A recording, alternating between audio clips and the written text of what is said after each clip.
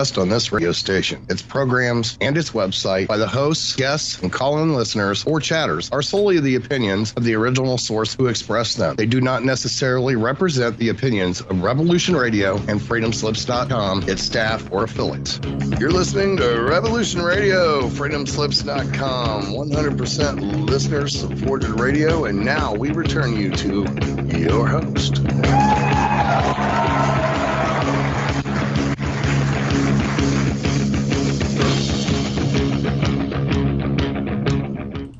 Welcome back to Dave and Mecky's Shiny Side Out on Revolution Radio, the #1 listener-supported talk radio on the internet. So what you need to do is push the donate button if you like anything we say. You can also jump into the archives and download shows from any of the hosts. Fantastic. And it's all for free, that part. And you can, not for free, get yourself merch. Merch from the station's website. A t-shirt, a mug, anything you like. All the artwork's done by a mad painter. And I'm going to thank you very much for listening to Revolution Radio and inviting me, Mecky and I, our show, Shiny Side Out, into your lives. Thank you. We are halfway through show number 668. 860 and 600. That's the truth. And we are talking about human medical experiments as part 7 in the series. No, we are. We've covered a whole bunch of stuff, and right now we're probably smack bang in the middle of one of the more interesting ones, which was a conspiracy theory for a long time. Movies were made about it. The Bourne Identity was based on it. The Manchurian Candidate, if you ever saw that, that was really based cool on it. Or, at least some of it, except that the Chinese were the mind controllers in that particular little gimmick. So we're talking about MK Ultra. So once Project MK Ultra started in April of 1953, experiments included administering LSD to mental patients, prisoners, drug addicts, and prostitutes. People who could not fight back, as one agency officer put it.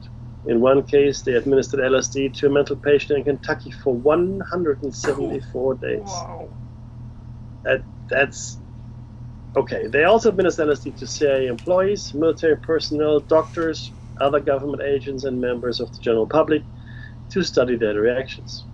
The aim was to find drugs that would bring out deep confessions or wipe the subject's mind clean and program them as a robot agent. Hence the Manchurian Candidate parallel. Military personnel who received the mind-altering drugs were also threatened with courts-martial if they told anyone about the experiments. LSD and other drugs were often administered without the subject's knowledge or informed consent, a violation of the Nuremberg Code. The US had agreed to follow after World War II. Many veterans who were subjected to experimentation are now seeking legal and monetary reparations. Now, again, sorry, what we should have said was a warning. This contains upsetting information. If you are easily upset and find this kind of detail distressing, I suggest this might not be for you. But this information is out in the public domain, and we have deliberately left out some of the more horrendous stuff and some of the more speculative stuff as well. Having said that, there's one thing we haven't mentioned, and we're not going to mention as part of this, but I'm going to mention it now here very briefly, which was the medical experimentation, in my opinion, that went on at the beginning of Gulf War I. The veterans, or the soldiers that went into the conflict, this is early 90s, for those of us that maybe slept through history, were given a number of injections, vaccines, antidotes, whatever.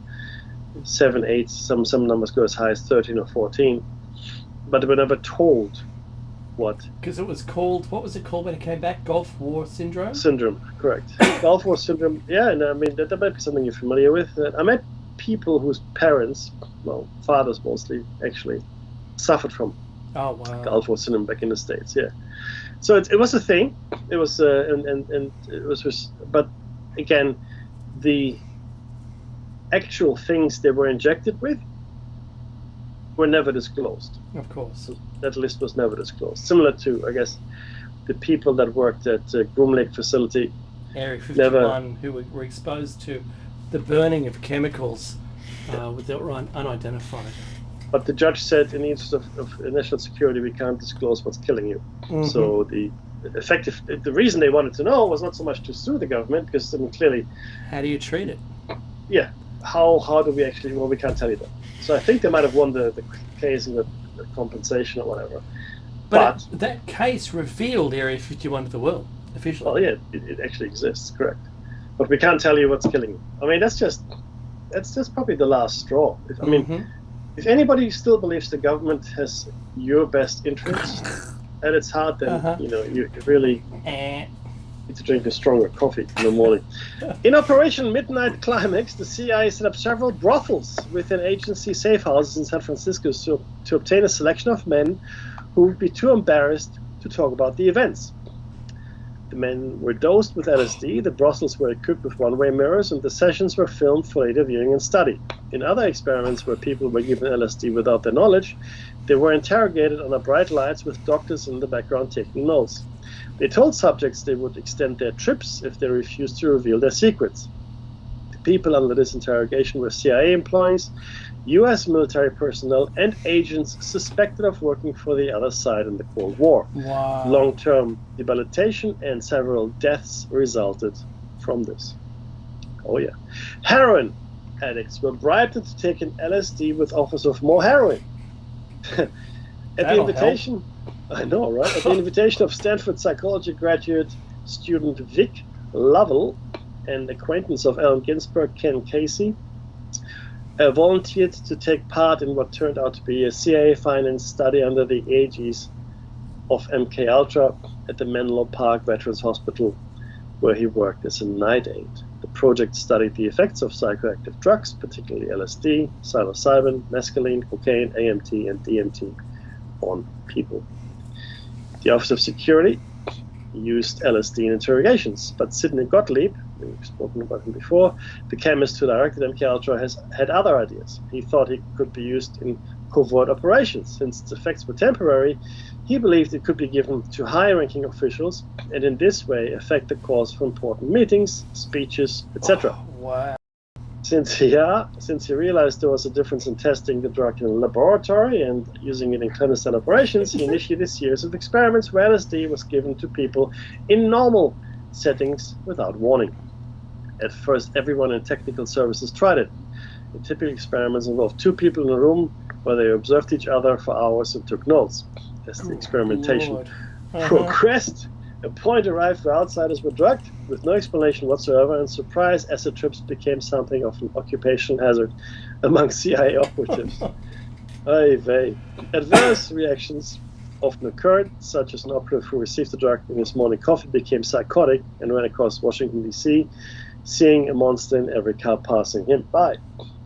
The experiments continued even after Frank Olson, an army chemist who had never taken LSD, was covertly dosed by his CIA supervisor and 9 days later plunged to his death from the window of a 13th-story New York City hotel room, supposedly as a result of deep depression induced by the drug. We've spoken about this. Mm-hmm.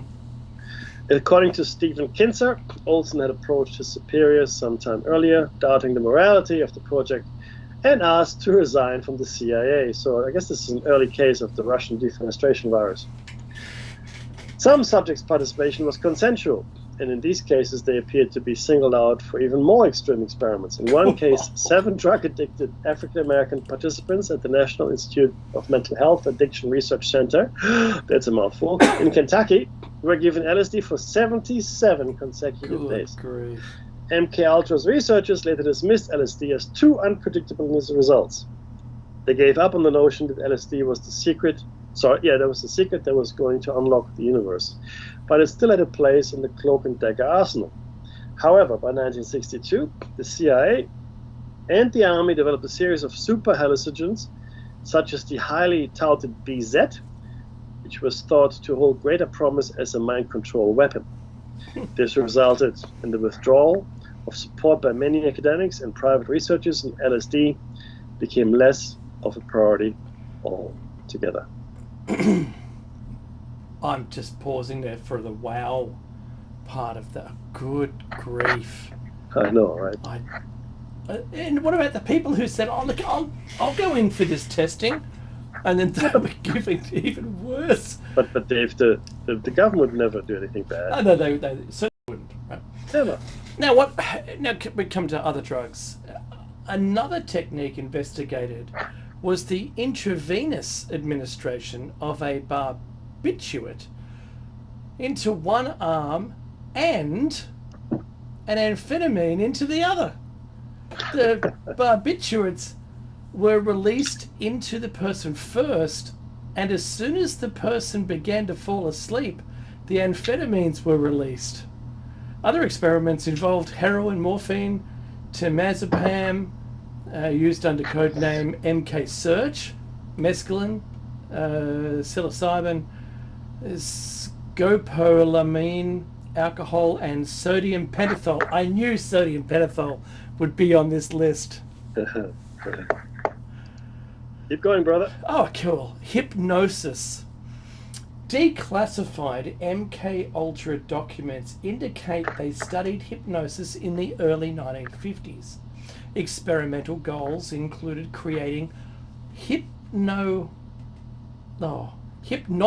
induced anxieties, hypnotically increasing ability to learn and recall complex written matter, studying hypnosis and polygraph examinations, hypnotically increasing ability to observe and recall complex arrangements of physical objects, and studying relationship of personality to susceptibility to hypnosis. They conducted experiments with drug-induced hypnosis and with anterograde and retrograde amnesia while under the influence of such drugs. And I'm just going to share the picture of Donald Ewan Cameron from 1967. The CIA exported experiments to Canada when they recruited Scottish psychiatrist Donald Ewan Cameron, creator of psychic driving concept, which the CIA found interesting. Cameron had been hoping to correct schizophrenia by erasing existing memories and reprogramming the psyche. He commuted from Albany, New York to Montreal every week to work at the Allen Memorial Institute of McGill University and was paid $69,000 from 1957 to 1964, which is equivalent to today's numbers of $766,936 adjusted for inflation, to carry out MK Ultra experiments there. The Montreal experiments, research funds were sent to Cameron by a CIA front organization, the Society for Investigation of Human Ecology. And as shown in internal CIA documents, Cameron did not know the money came from the CIA. In addition to LSD, Cameron also experimented with various paralytic drugs as well as electroconvulsive therapy, ECT, at 30 to 40 times the normal power. He would have been great with Mengele, wouldn't he? His driving experiments consisted of putting subjects into drug-induced comas for weeks at a time, up to 3 months in one case, while playing tape loops of noise or simple repetitive statements. Number 9, number 9, number 9. His experiments were often carried out on patients who entered the institute for common problems such as anxiety disorders and postpartum depression, many of whom suffered permanent effects from his actions. His treatments resulted in victims' urinary incontinence, amnesia, forgetting how to talk, forgetting their parents, and thinking their interrogators were their parents. During this era, Cameron became known worldwide as the first chairman of the World Psychiatric Association, as well as president of both the American Psychiatric Association and the Canadian Psychiatric Association. Cameron was also a member of the Nuremberg Medical Tribunal, 1946 to 1947. Yeah, that's what you want. I want to make a statement here, Dave. I want Please. everybody to understand that psychiatry is a very, very recent addition to our scientific catalog. When I say science, it's okay. So both psychology and psychiatry are notoriously difficult to class as hard sciences. I'll tell you why. Now, in physics and chemistry, even biology, you have certain parameters and you can repeat experiments as often as you want, you get the same outcome. It's just how it is, right? I mean, it won't always make sense, like double slit, but you'll get the outcome. You might not understand it, That's but right. there it is. When it comes to the social sciences and economics is one, but so is psychology and psychiatry, even though psychiatry, okay, what's the difference? Okay, the difference between psychiatry and psychology is that in order to practice psychiatry, you have to have a medical degree. Psychiatrists are allowed to dispense drugs, etc., and they're actually medical doctors, right? A psychologist cannot really prescribe drugs. It doesn't have a medical degree, but usually, I mean, it can prescribe drugs if necessary with the help of another medical professional. But a psychologist is usually someone that gets you through your woes with conventional therapy, not medically aided necessarily, right? And that's the difference. But think about this for a second. We didn't have psychiatry before Freud. Sigmund Freud, for all intents and purposes, invented psychology and psychiatry. There was nothing like that before. I mean, there were people had, theories about, personality and such. Of course, that always existed, right? And the humors, bile and all that. That was all, I guess, common knowledge among medical professionals and I guess something you would call, I guess, therapists to some extent. Not in today's sense of the word, though. And it sort of, the church was really meant to take care of all of that kind of stuff, like confession and making people feel better spiritually, etc. But with the advent of psychiatry, the parasites received, maybe even unbeknownst to them, one of the most powerful tools in their arsenal. If they could bend psychiatry to their will, they had the best chance of subjugating and controlling even the most fervent opposition. Think about it. He's committed. We have to commit him. This happened to a number of people. Mm-hmm. It actually happened to. It happened just after the Antarctic expedition. Yes, it did. Operation High Jump. Right? Yeah. And the expedition's leader was briefly committed while he was, I think it was in Argentina, while he was there. Well, they didn't want him talking. That's what happened. And it has been a powerful tool ever since. Because the thing is this, let's say you commit a crime, or they lock you away in a psychiatric hospital. If you're locked up in a regular prison, you get a prison sentence, right? And when it's served, you get out. That's just how it works. Or maybe you get out early on good behavior. You never leave a psychiatric prison unless the doctors agree that you should leave. That's right. Okay? Think about that for a second. Go and trying to obey. Amateurs. So this is a really terrifying kind of thing. And a lot of power to put into people that it's not an actual science. That's why all psychiatric disorders are on a spectrum. Mm-hmm. You see, people, no matter what we say, are all different. We're all individuals. Not. But that's the cross line. That was my CIA handler. That's it. Mickey, think about this. If everyone is wired differently, but still has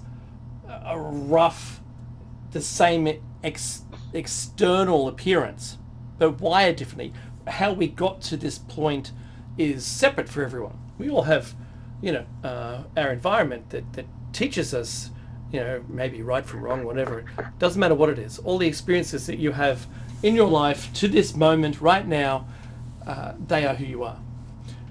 When it goes wrong and you need psychiatric assistance, there's a whole bunch of unraveling that needs to occur to understand, what was the crossed line?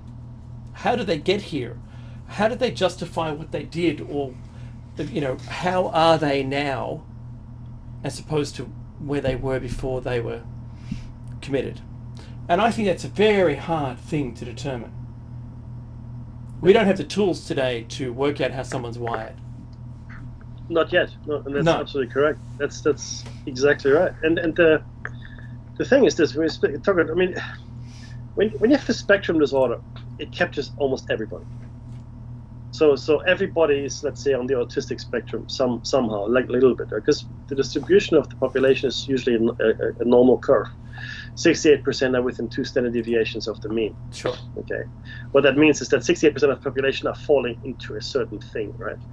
And then you've got outliers on either end, which are extremely, let's say, autistic and not at all autistic, right? But we all display symptoms of some sort or another. Same with ADHD, same with everything else. That's why there's such an explosion of autism. And well, actually, there's another reason for that. But certainly an explosion in the ADHD. And something I didn't realize, Dave, I don't know if I mentioned this before. What's that? I didn't know that Ritalin is speed. I didn't know that. Yeah, that's right. It's ephedrine. We might have discussed this, but I was just blown away. I had no idea. But anyway, that's what it is. Ritalin is speed, so you're giving your kid speed if you're treating him for ADHD. And there are different forms of it and different expressions of this. The autism, of course, you could argue there is something there, and I agree. I think there is something there, and I think that the reason it is exploding, and it is exploding, make no mistake, it's exploding. It's environmental, in my opinion. It's the things we eat, it's the things we have in the environment. It is the unprecedented presence of electromagnetic pollution that we subject ourselves to every day. Think about this for a second. The most we'd come around 200 years ago would be, a radiation we receive from the sun and cosmic background radiation, That's right. Maybe some natural nuclear radiation in the earth. That's it. Now, It's the everywhere. spectrum is lit. It's lit everywhere. At this television transmissions, radio transmissions, all of these things occurred, let's say from, let's just call it World War II on, right? And at the same time, we have a bunch of correlations. Not going to get into details. We have a whole bunch. Now, we have emitters either in our ears or on our head, in our pocket, on our wrist. We have them in your homes, and we have them at work. So everything, I like to call it, instead of, a building that's dark, it's lit. It's lit with Wi-Fi, for instance. Our outdoors is lit with, it used to be CDMA, then 1G, 2G, 2.5G, 3, 4, 5, 5G now, and soon to be 6G, right? We are dosed up to the eyeballs in EMF. It's really crazy. And they've all this. This is only a quick aside. The determination of what is an allowed exposure is if there's only a single source. Do you understand? So the cell phone or mobile phone you have in your pocket, for instance, it can only transmit a certain amount of joules of energy. But if you're in a crowded subway and everyone has one of these in their pocket, you're now getting exposure that is way above their testing levels. Think about that. If you're at a concert, same deal. You might have 100,000 people. And it's a cumulative thing. So, look, what we've done to ourselves with only, and I mentioned this before about, tipping chemicals into the ocean or into a river, and then, the river catches fire, or you get acid rain or whatever it is, because, we didn't know. We didn't know it could do that. I think we're smart enough to know. I think money buys their ticket to do it until there's enough backlash that it stops. And is there a problem? Well, they say no. And of course, the thing is, we can see things. Something is happening. We see this, right? Assigning blame is where the hard. I mean, this is when you want to take them to court, you have to prove it. Mm-hmm. Okay, and that's where it really becomes. Sorry. And they know that. Yeah, absolutely. Because good luck trying to prove. I mean, where do you start, right? But certainly something is going on, and it's been going on not forever, only fairly recently, in fact. Yeah. Okay? I take myself. I'm 55, born in 1969. Grew up in a small spring chicken. Grew up in a small town in Germany, between Bonn and Cologne, right next to Dynamit Nobel, which was a massive weapons manufacturer during World War II. That's why we were hit by the bombs in World War II as well. But the point is, it was like a regular kind of place, right? Not highly industrialized. We had one TV. Eating out was not really a thing, and everything we ate was pretty much organic because that's all there was. Now, there weren't any mobile phones around. Yes, there was radio, there was TV, sure enough. Internet, not really. Computers, nah, not really. Didn't really have a computer until I was like probably, I want to say, 14 or 15, Commodore C64. But that was connected to my TV, and there was no internet, so I was just on my computer doing my thing on my computer. Internet came later. So, and in my schools, both in the primary schools and then later in my grammar school, which had probably, I think, about 1,500 kids. I don't think there was a single case of autism that I was aware of, and probably they didn't make it to my school. I don't know, but there wasn't. Even my friend, there was one family that had a Down syndrome child. I remember that, one of the merchants in town, one of the shop owners, and ADHD. Well, there were a few kids where today would say, okay, yeah, you would be called ADHD today. Mm-hmm. I mean, back then they were just, I guess, discipline cases. Maybe they had harder to learn, but I think maybe some of them had learning difficulties, such as dyslexia. I want to say. Totally. Probably, and that's why they were sort of acting up. But that's something that wasn't really recognized back then either. So, but autism and all the other disorders, it was not rampant, and medication, not really. I mean, we received our vaccines, as you can imagine. That's right. As a child, but there was nothing like we see today at all.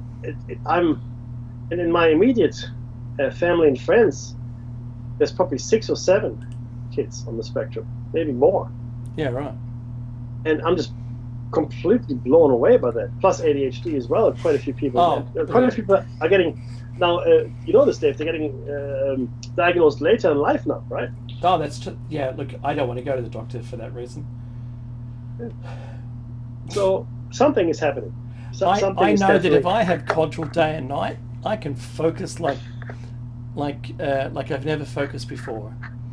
And if I don't, I'm creative. So, Becky, I'm going to say that dosing someone in the previous part of the show notes, but dosing someone 77 days consecutively with LSD is going to change that person. I'm just guessing. I'm guessing that's going to change the person entirely, from whoever they used to be to whoever they are now. 100%. Just remember, you're not paranoid if they're really after you. That's what happens. But that's true, though. It's true. You're right. Look, I predict they're going to harbor a deep resentment against me. That's what Dr. Marvin Monroe from The Simpsons. Hilarious scene. That was dreadful. Okay, which brings us to motivation and assessments, right? Okay, now we've been talking about what's his name? Blah blah blah. Cameron, right? That's right. Dr. Cameron here, Dr. Donald Ewan Cameron. His work was inspired and paralleled by the British psychiatrist William Sargent at St.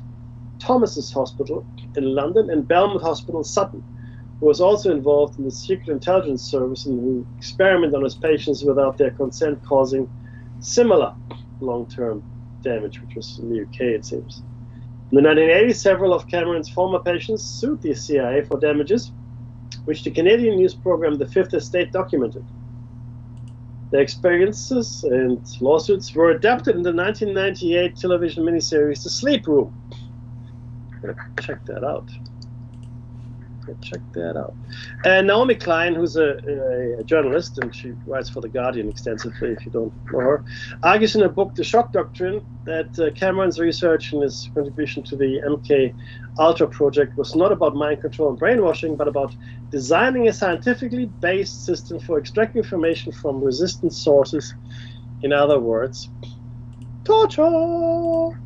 Alfred W. McCoy writes, stripped of its bizarre excesses, Dr. Cameron's experiments, building upon Donald O. Hebb's earlier breakthrough, laid the scientific foundation for the CIA's two-stage psychological torture method, referring to first creating a state of disorientation in the subject and then creating a situation of self-inflicted discomfort in which the disoriented subject can alleviate pain by capitulating.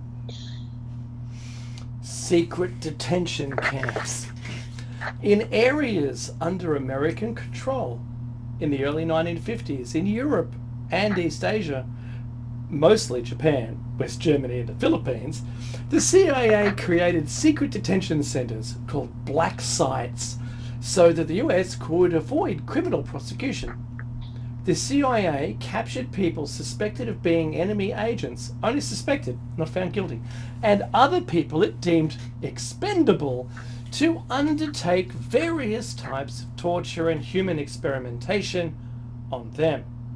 The prisoners were interrogated while being administered psychoactive drugs, electroshocked and subjected to extremes of temperature, sensory isolation, and the like to develop a better understanding of how to destroy and to control human minds. That doesn't sound evil. No, I think it's perfectly prominent. I think you will have learned something here that Guantanamo and other Abu Ghraib, places like that, did not come into existence with the Gulf War, or in fact 9/11. They existed in the Cold War, and they were specifically created to avoid not prosecution, but oversight, protection, mainly, yeah. And obviously interference, ultimately. Right? Revelations. This is where it gets interesting, I guess. Share this is too long. Okay. In 1973, amid a government-wide panic caused by the Watergate scandal, CIA Director Richard Helms ordered all MKUltra files destroyed. Surprise. Pursuant to this order, most CIA documents regarding the project were destroyed, making a full investigation of MKUltra impossible. A cache of some 20,000 documents survived Helms' purge, as they had been incorrectly stored in a financial records building and were discovered following an FOIA request in 1977. These documents were fully investigated during the Senate hearings of 1977. Now think about this for a second. The vast majority were destroyed, but 20,000 survived. That's and right. all we know about MKUltra, what we've just shared with you, comes from those 20,000 documents. Exactly. Imagine all the things that went on that we don't know because the documents were destroyed. In December of 1974, the New York Times alleged that the CIA had conducted illegal domestic activities, including experiments on U.S. citizens, during the 1960s. That report prompted investigations by the United States Congress in the form of the Church Committee and by a commission known as the Rockefeller Commission, that looked into the illegal domestic activities of the CIA, the FBI, and intelligence-related agencies of the military. In the summer of 1957, Congressional Church Committee reports and the Presidential Rockefeller Commission report revealed to the public for the first time that the CIA and the Department of Defense had conducted experiments on both unwitting and cognizant human subjects as part of an extensive program to find out how to influence and control human behavior through the use of psychoactive drugs such as LSD and mescaline and other chemical, biological, and psychological means. They also revealed that at least one subject, Frank Olson, had died after administration of LSD. Much of what the Church Committee and the Rockefeller Commission learned about MKUltra was contained in a report prepared by the Inspector General's office in 1963 that had survived the destruction of records ordered in 1973. However, it contained little detail. Sidney Gottlieb, who had retired from the CIA 2 years previously and had headed MKUltra, was interviewed by the committee but claimed to have very little recollection of the activities of MKUltra. Dave? Very little recollection. The Congressional Committee investigating the CIA research, chaired by Senator Frank Church, concluded that prior consent was obviously not obtained from any of the subjects. The committee noted that the experiments sponsored by these researchers call into question the decision by the agencies not to fix guidelines for experiments. That was one of the things that were glaring when I was reading, when you were reading yours. Following the recommendations of the Church Committee, President Gerald Ford, in 1976, issued the first executive order on intelligence activities which, among other things, prohibited experimentation with drugs on human subjects except with the informed consent in writing and witnessed by a disinterested party of each such human subject, and in accordance with the guidelines issued by the National Commission. Subsequent orders by Presidents Carter and Reagan expanded the directive to apply to any human experimentation. Isn't that amazing? In 1977, during a hearing held by the Senate Select Committee on Intelligence to look further into MKUltra, Admiral Stansfield Turner, then Director of Central Intelligence, revealed that the CIA had found a set of records consisting of about 20,000 pages that had survived the 1973 destruction orders because they had been incorrectly stored at a record center not usually used for such documents. These files dealt with the financing of MKUltra projects and contained few project details, but much more was learned from them than from the Inspector General's 1963 report. On the Senate floor in 1977, Senator Ted Kennedy said, "The Deputy Director of the CIA revealed that over 30 universities and institutions were involved in an extensive testing and experimentation program which included covert drug tests on unwitting citizens at all social levels, high and low, Native Americans and foreign. Several of these tests involved the administration of LSD to unwitting subjects in social situations. At least one death, the result of the alleged defenestration of Frank Olson, was attributed to Olson being subjected without his knowledge to such experimentation 9 days before his death. The CIA itself subsequently acknowledged that these tests had little scientific rationale. The officers conducting the monitoring were not qualified scientific observers. In Canada, the issue took much longer to surface, becoming widely known in 1984 on a CBC news show, The Fifth Estate. It was learned that not only had the CIA funded Cameron's efforts, but also that the Canadian government was fully aware of this and had later provided another $500,000 in funding to continue the experiments. This revelation largely derailed efforts by the victims to sue the CIA as their US counterparts had, and the Canadian government eventually settled out of court for $100,000 to each of the 127 victims. Pitiful. Cameron died on September 8, 1967, after suffering a heart attack while he and his son were mountain climbing. None of Cameron's personal records of his involvement with MKUltra survived because his family destroyed them after his death. Imagine how bad that would have been. I mean, yeah. This is the life's work of your father, husband, brother, whatever, right? And to feel compelled to destroy it all. Yeah. It reminds you of the when the Nazis tried to burn all of the all the things that incriminated them, I guess, toward the end of the war. It's just we can only imagine what was lost with those documents, what information, what horrors. Again, we always look at the Nazis and think, they were bad, and they were bad. Make no mistake. And we always think they're the gold standard, right, when it comes to cruelty, immunity, torture, and all things of unspeakable evil. But I'm looking at what's happened in the States, and this is when we focus on the States because most of the information is available there. But this is not just the States. This is every nation, I think, has had some. Maybe Bhutan didn't, where it's the national happiness.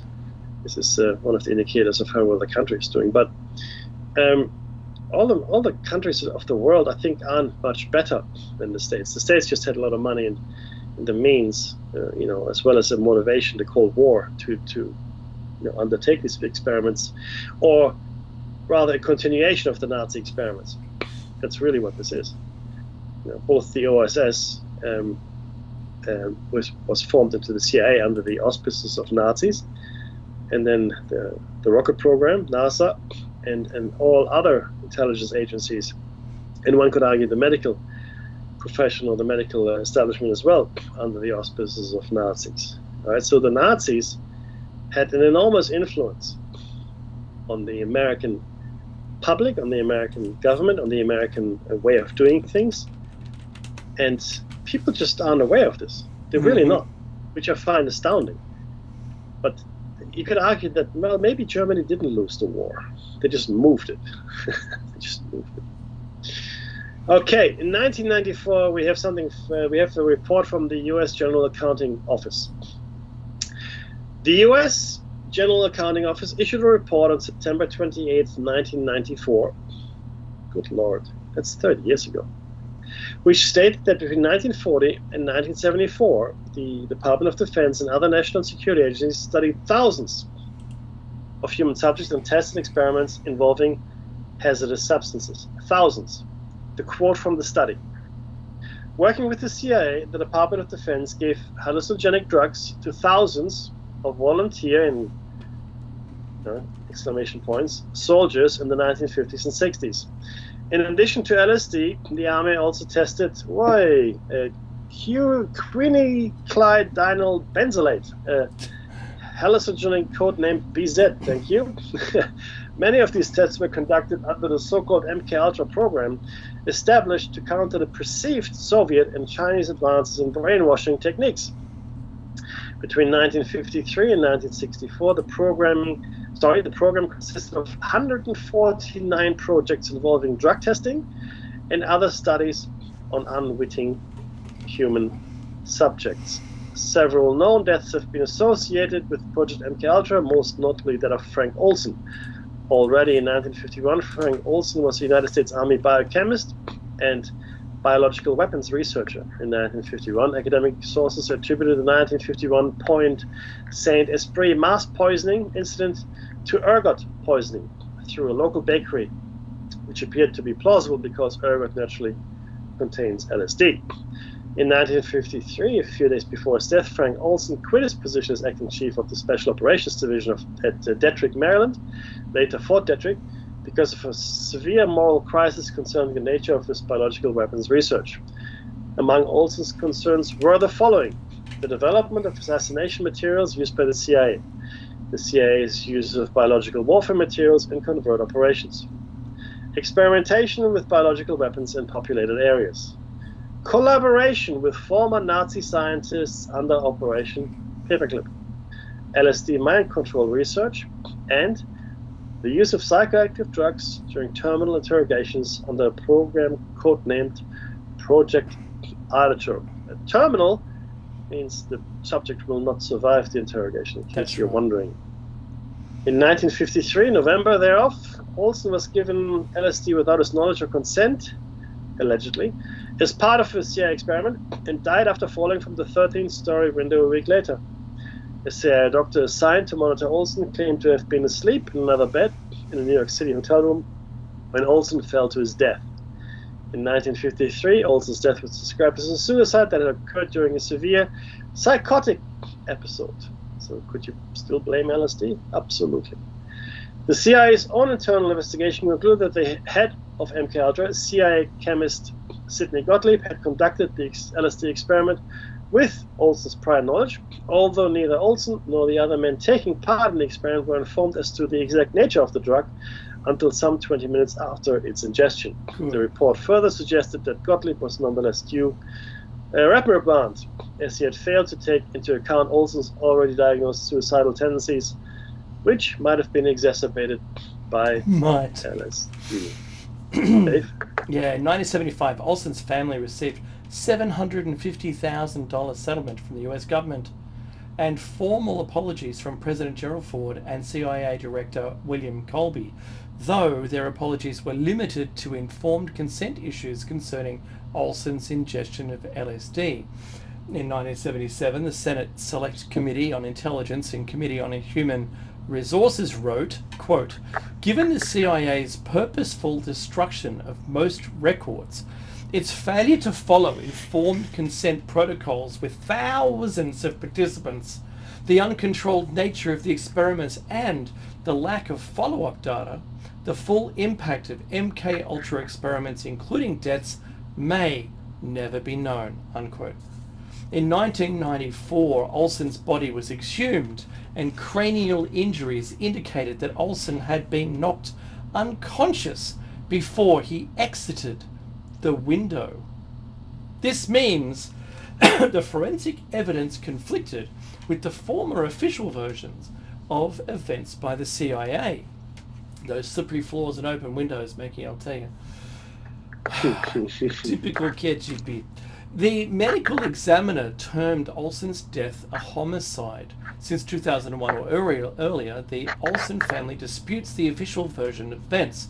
They maintain that Frank Olson was murdered because, especially in the aftermath of his LSD experience, he had become a security risk who might divulge state secrets associated with highly classified CIA programs, about many of which he had direct personal knowledge.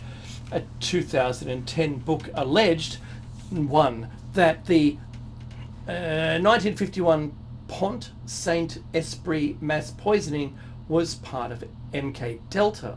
2, that Olson was involved in that event. And 3, that he was eventually murdered by the CIA.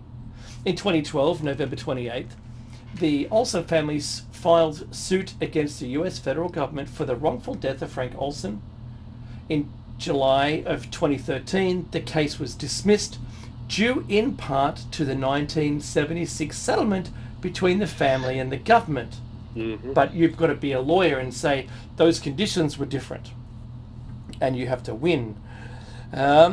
If the glove doesn't fit, you must acquit. In the decision dismissing the suit, the US District Judge James Boasberg wrote, quote, "While the court must limit its analysis to the four corners of the complaint, the skeptical reader may wish to know that the public record supports many of the allegations in the family's suit, far-fetched as they may sound." Unquote. Say, again, we don't have enough time for the next one, I don't think. No, I don't think we do. Yeah. The thing is this when it comes to our legal system, right? And it's pretty much universal restraint. You have to act within the laws at your disposal. And you have to act within the constraints of whatever the case may be. So I'll give you an example of what I mean by that. So let's say there was a jury trial, for argument's sake, right? And what the judge does, judge advises the jury to take all the information in, Mm-hmm. but only the information that is presented in court and so deemed as evidence. And that, right? that wasn't stricken from the record. That's what I mean, yeah. Anything that was so deemed as evidence can be Mm-hmm. used in the deliberation. Anything that was not, even if it was presented, cannot. That's what stricken means, right? They cannot be, and that's why they're sequestered normally, but they cannot Mm-hmm. be influenced by the outside or anyone else, but And only... and as a jury, 3 times I've been on the jury, or twice, you are given constraints by which you need to assess the information that you've seen also. Correct. So it's within a very narrow framework. Mm-hmm. So within that, and I'll give you another example. There was this case that was recently held in Australia where a person that was accused of raping another person, that case never ended, so there was no finding against the person, right? But that person then decided to sue a newspaper, or rather a news outlet, Oh yes. for an interview that was conducted with the alleged victim, and for defamation, and they took that then to court, and they lost that case. Mm-hmm. And in the judgment, the judge said, on the balance of probabilities, the rape did take place. That's right. Therefore, your lawsuit cannot win. Now, that doesn't mean that he's guilty. You have to see. This is the what you call travesty. That's the travesty of our legal system. Now, this judge found, yeah, you probably raped her, but that's a different case. In your case, where you're suing because you said you were defamed, That's right.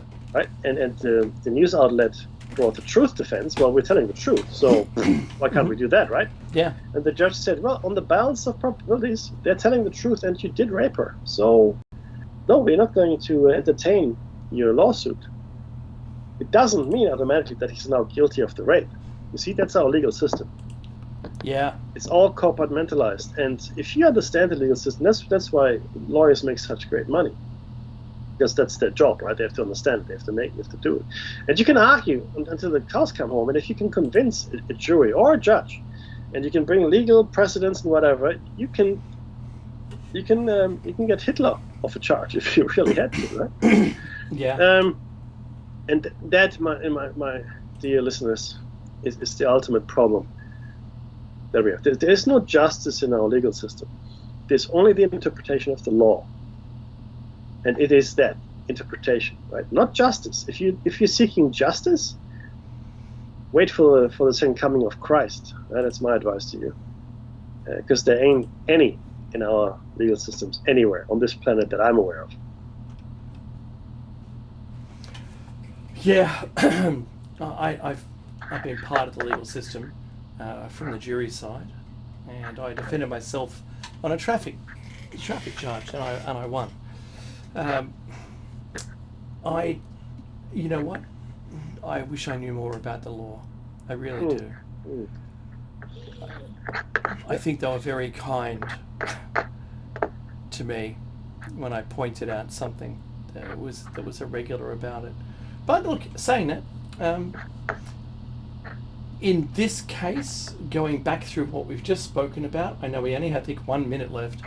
Look, doesn't matter. We'll talk about it next week. And don't forget, you can catch Mekki and I in Plato's Cave, 7 a.m. both Tuesday and Thursdays on the regular for like breakfast with Plato's Cave, because it's 7 a.m. Eastern time, US time. And we have archives for ourselves, we have a website for ourselves, it's all in the bottom of the video. And I'm going to ask that you like, share, subscribe and comment, and I'll reply to comments or questions that you have. But, coming up next is a great show, no doubt. And Meki, as always, what advice do we give? Yeah, be safe, absolutely.